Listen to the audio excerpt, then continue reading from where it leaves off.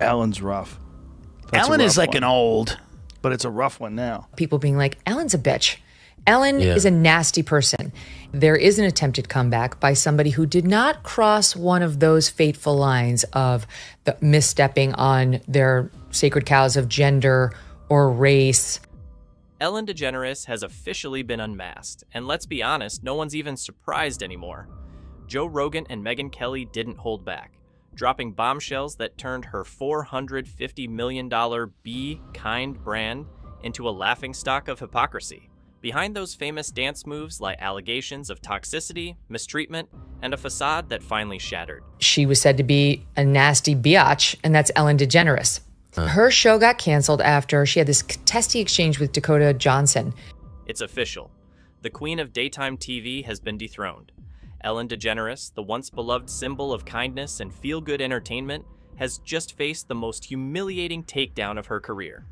The internet is ablaze. News channels can't stop talking, and Joe Rogan and Megyn Kelly, they've dropped bombshells so big it's like the final nail in the coffin of Ellen's sparkling legacy. A lot of people saying that someone who seems so nice is not nice at all. This isn't just another celebrity scandal.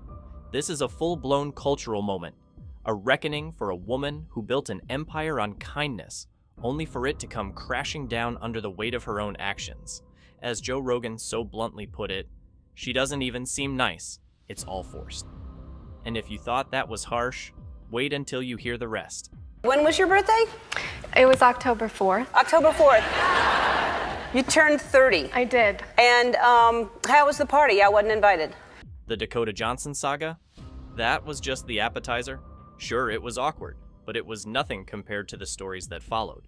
Staff members spilling secrets about a no eye contact rule, former writers calling her a monster, and allegations of a workplace so toxic it makes you wonder how it all stayed hidden for so long. It all started with what seemed like a harmless chat on Ellen's famous couch. Dakota Johnson, the effortlessly cool actress who doesn't shy away from speaking her mind, had the audacity to do something few dared. She corrected Ellen DeGeneres on live TV. Something happened where Dakota said, I had this birthday party, and Ellen said, well, why didn't you invite me? You didn't invite me. And she said, no, I did invite you, Ellen. That's not what happened. Here's how it went down. Ellen, in her signature playful tone, tried to tease Dakota about not inviting her to a birthday party. Actually, no, that's not the truth, Ellen. You were invited. But Dakota wasn't having it. Actually, I did invite you, she said with the kind of calm precision that can silence a room. Ellen's attempt to laugh it off only made things worse. The awkwardness was palpable. And the internet? Oh, the internet had a field day. Well, I didn't even know you liked me. Of course I like you. You knew I liked you. Within hours, the clip went viral. Memes exploded across social media, turning what was supposed to be a lighthearted exchange into a full-blown PR disaster. Suddenly, Ellen's "be kind" mantra didn't seem so genuine. If she could twist a harmless story about a party into something that made her look like the victim, what else had she been twisting? She doesn't seem nice. It's very forced. And whatever, you're allowed to be a bitch, right? You're allowed to be a bitch. You're allowed to be nasty to people. You're accomplished. You're a comedian. You did the whole thing. This wasn't just an awkward moment. It was the first domino to fall. That one interview opened the floodgates for criticism, and soon, the whispers about Ellen's behind-the-scenes behavior became a roar. And then, enter Joe Rogan. If Dakota lit the match, Rogan poured gasoline on the fire. The podcast king didn't hold back, and honestly, why would he? She doesn't even seem nice, it's all forced, Rogan declared on his show, his tone equal parts blunt and incredulous. But it didn't stop there. Rogan went on to recount insider stories that made Ellen's workplace sound less like a talk show set and more like a war zone. One of the most jaw-dropping claims? The no eye contact rule. According to Rogan's sources, staffers were explicitly told not to make eye contact with Ellen in the hallways. Let that sink in. A woman who built her entire brand on kindness allegedly couldn't even muster a glance for her own employees. And then came the bombshell comparison. Rogan, in his typical no-filter style, likened Ellen's backstage environment to Abu Ghraib. Yes, that Abu Ghraib, which is notorious for the severe abuse and torture of detainees.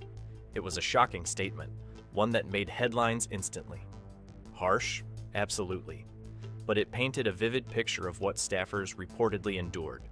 An atmosphere of fear, intimidation, and downright hostility. man. Well, there's several other articles written about her being an asshole. Oh, being after mean? that. Yeah, because Listen, people capitalize. I've heard on that. about it. Rogan wasn't just piling on for the sake of it, though. He was making a larger point about celebrity culture and the dangers of polished PR.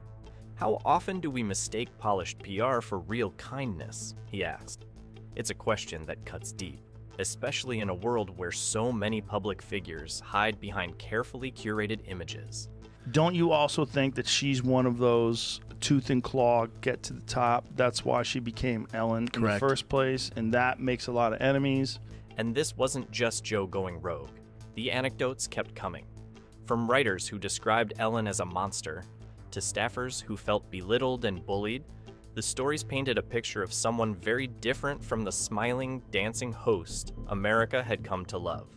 What's fascinating, and maybe a little terrifying, is how quickly public opinion turned.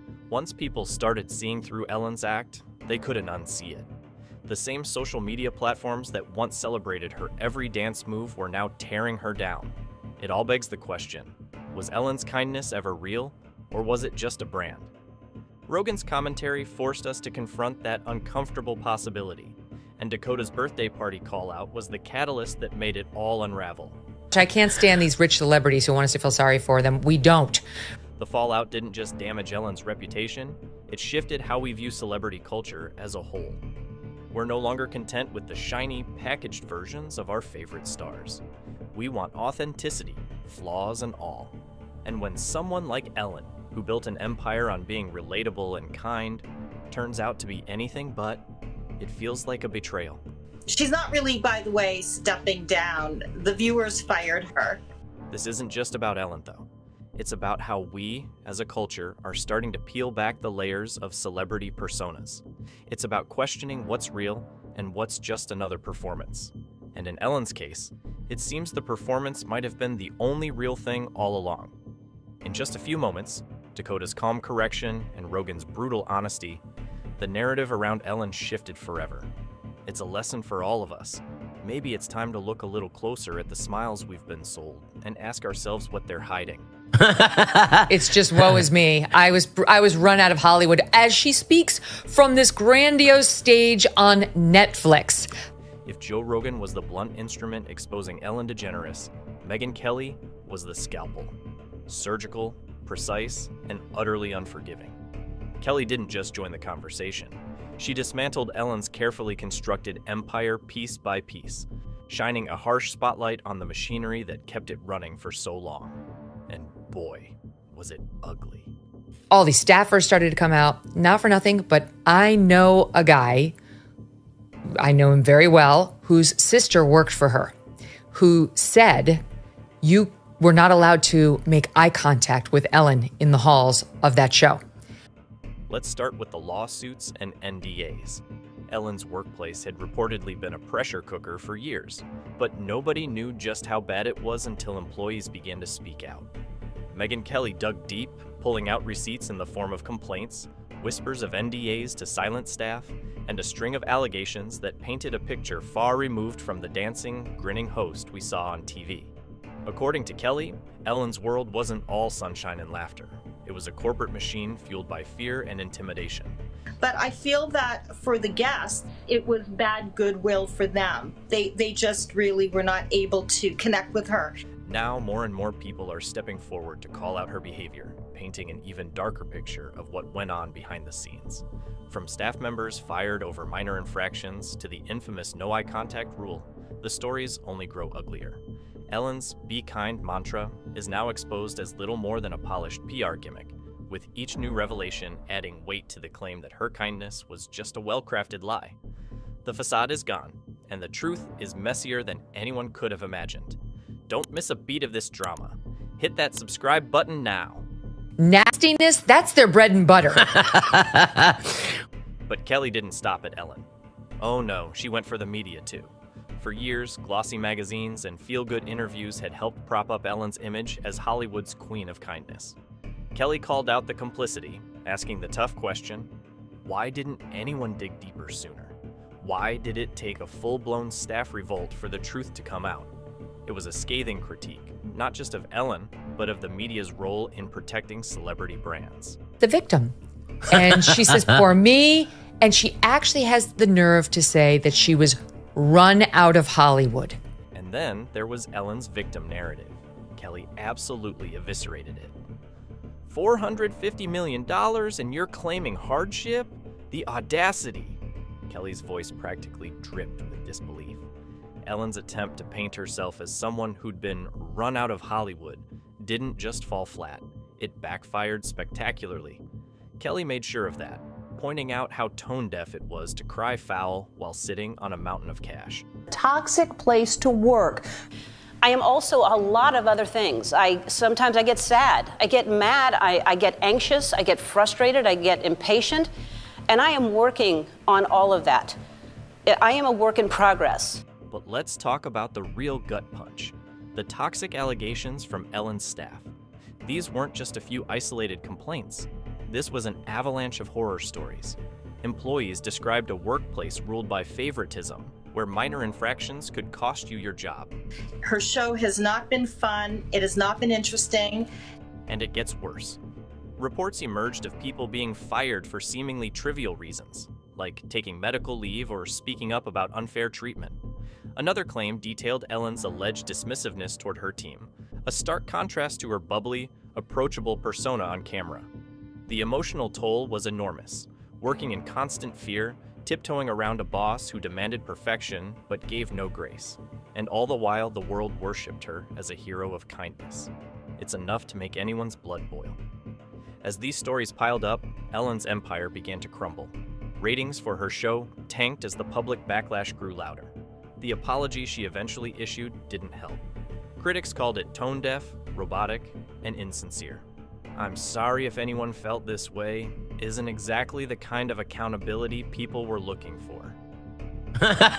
It's just woe is me. I was run out of Hollywood, as she speaks from this grandiose stage on Netflix. Ellen's final attempt to salvage her image came in the form of a Netflix special, but even that was met with skepticism.